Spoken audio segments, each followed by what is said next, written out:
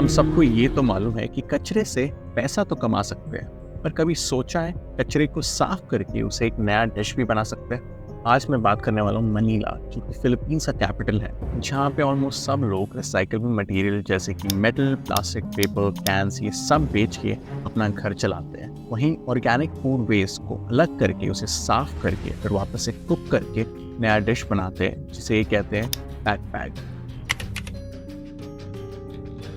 Backpack इस नाम का मतलब है कि action of picking up food from the ground and cleaning it. अगर आप किसी भी फूड वेस्ट को गार्बेज यानी कचरे से उठा उसे अच्छे से साफ करके अगर कुछ भी डिश बनाते हो, उसे बैकपैक कहते हैं। तो इसमें कोई भी स्पेसिफिक आइटम नहीं यूज होती, किसी भी वेस्ट खाने को बैकपैक बोल सकते हैं, बट मोस्टली ये लोग फ्राइड चिकन ही यूज करते हैं। और ये एक बहुत ही पॉपुलर डिश कंसिडर किया जाता है मनीला के लोगों के बीच, क्योंकि इट्स अफोर्डेबिलिटी एंड अवेलेबिलिटी।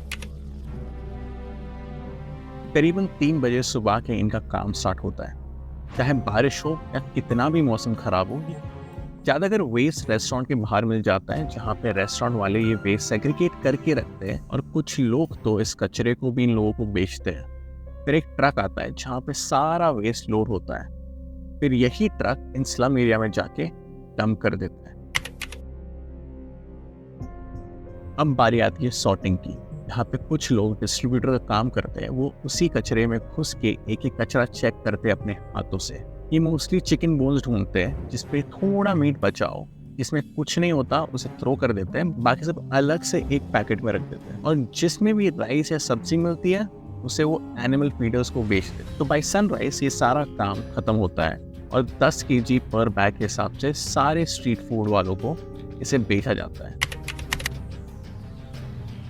फिर आती है बारी vendors. They start preparing this dish. पहले तो सब चिकन बोन्स को अच्छे से वॉश किया जाता है, वो भी 2 बार। फिर उसे तेल में कुक करते हैं। पर डिश पैक की बेची जाती है 10 पैसोस में, बेसिकली 17 रुपीज। और जो भी वेंडर पूरा 10 kg का बैग बेच देता है वो कमाता है 200 पैसोस, यानी कि 340 रुपीज। और सब कुछ कैलकुलेट करके ये लोग प्रॉफिट उठाते हैं 50 पैसोस पर डे, यानी 85 रुपीज ओनली। फिलीपींस को देखा जाए तो इकोनॉमिक ग्रोथ तो हो रही है। In other business news, the Philippines became Southeast Asia's fastest growing economy last year. पर poverty line is still the same. 1 out of 3 Filipinos live below the poverty line. इन्हें साफ खाना भी नसीब नहीं है, तो इसलिए पैक इनका सर्वाइवल फूड और नेसेसिटी भी बन चुकी है। यहाँ तक कि एक proper fresh fried chicken bone तो इन लोगों के लिए ड्रीम फूड बन चुका है।